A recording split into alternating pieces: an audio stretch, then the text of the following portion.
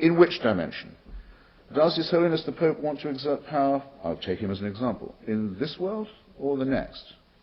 Seems to be more interested in exerting power in the here and now. And that's what I would do if I was him.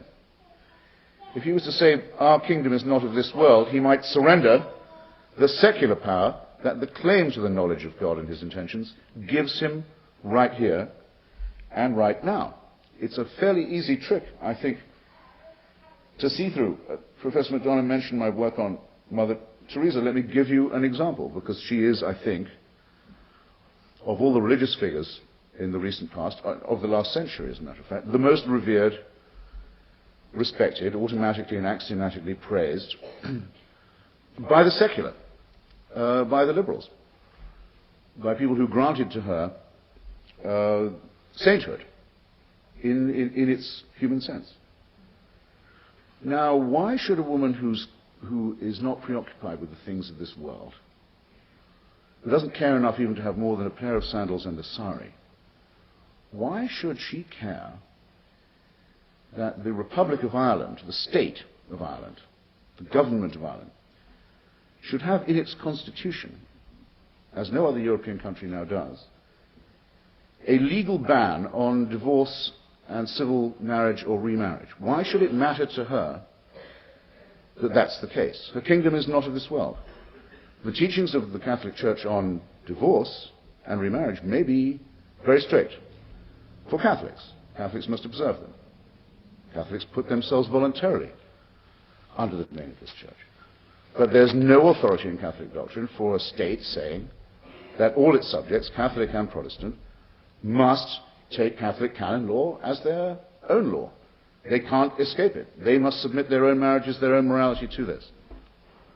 Mother Teresa left Calcutta for a long time to campaign in Ireland to make sure that stayed in state law, knowing that if state law in Ireland enshrined only the teachings of the Catholic Church, that it made peace between Protestant and Catholic in Ireland impossible, unthinkable, unattainable. And knowing that, an Irish woman who might have been married to a child abuser, a drunk, a rapist, and a bully could expect no absolution if she left this man, let alone if she sought to remake her life for herself and her children with another marriage. For that there could be no forgiveness.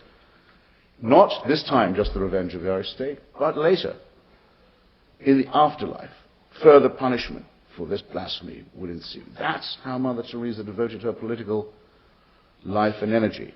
Except that the same year, when her friend, the Diana Spencer girl, who some people prefer to call Princess Diana, I don't myself recognize the claims of the House of Windsor, got divorced, Mother Teresa gives an interview to the Ladies' Home Journal in which she says, "I'm so glad to hear that my friend Diana's got divorced. Her marriage was so obviously an unhappy one." This, in other words, completes the picture by returning us to the days of the sale of indulgences by the medieval church to the rich, while preaching abstinence, misery, shame, guilt, and revenge to the poor. This is something about which I do not believe moral neutrality is possible. It is a false claim of power in the secular world based upon a false claim of knowledge about an ethereal world beyond. No one who is subject to this thinking is, in my opinion, intellectually or mentally free. And I allow myself the digression of the favorite religious object of the secular liberal community.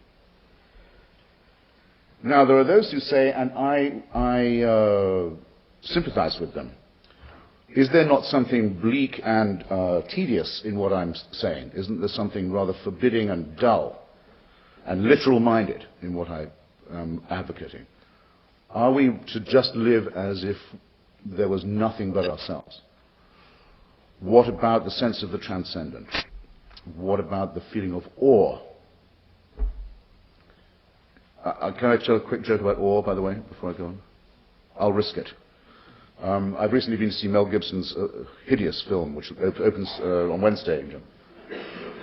Disgusting appeal, as far as I can see, to the gay, Christian, sadomasochistic niche market. which may be larger than Gibson wants it to be, and which has a number of other theological and philosophical deformities. But reviewing this meant I had to go back and watch all the other biblical epic movies as well. And it's in The Greatest Story Ever Told, I think, where John Wayne plays the Roman centurion, standing at the foot of the cross, holding a spear in the rain as the clouds gather and the thunderstorm begins, who says, truly, this man was the Son of God. And the director watched him do it. They had the rain machine on, the earthquake rumbles. He cut. John, that was great. That was really good. But could you do it next time with a little more awe? The Duke is a professional to his fingertips. Sure. Cue rain, cue earthquake rumbles, darkening sky. The pelting comes across the centurion's face. He grasps his spear and says, "Oh, truly this was the Son of God." Anyway, are we to live without awe, without transcendence? I think not, because we have innate in us an appreciation for beauty, an appreciation for literature, an appreciation for irony, which is the great saving element in the human discourse. But more than that, and here I trespass into an area where I'm much less secure, if you want awe, and if you want a sense of wonder and splendor, spend a few minutes with a page or two of Stephen Hawking's Brief History of Time. Or have a look at what the Hubble telescope has been sending back to you. Or spend a little time looking at the extraordinary discoveries that are being made by the unraveling of the string of our own ribonucleic DNA.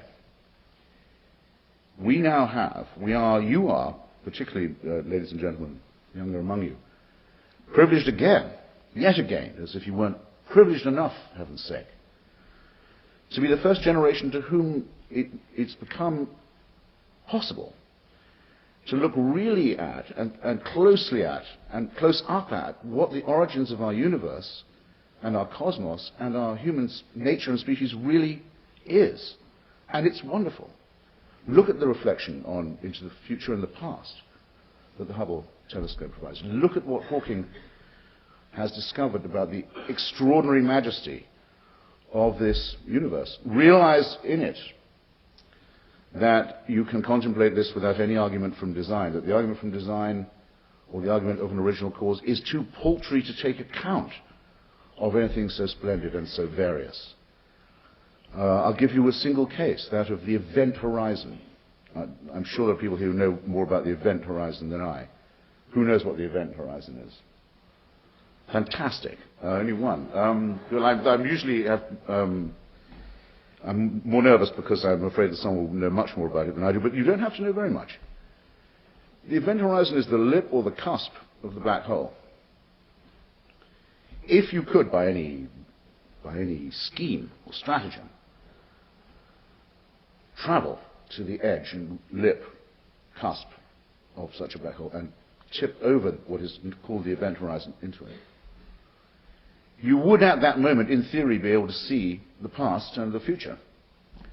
The limiting fact, of course, is that of all things you wouldn't have enough of at that moment, you wouldn't have enough time to register it. But in theory, you could be doing this. And Stephen Hawking, who is himself very gravely ill and has labored under a terrible disadvantage of a frightful malady for many decades, and is an extraordinary example of humanistic survival, and who, when asked, as he had to be, by the way, by the Vatican, to a conference on the attempt to reconcile religion and physics a few years ago, made the very arduous journey, and when he was asked, was there anything else you'd like to see in Rome while he was there, he said, yes, he'd like to see the transcript of the trial of Galileo, which they do actually have in the Inquisition office, still locked up, and brought out for him. Hawking has a colleague who's also unwell, who says that if his illness gets any worse, and if things advance ever to the stage where he could have his wish, and he decided that things were so bad he'd have to take his own life, a journey to the event horizon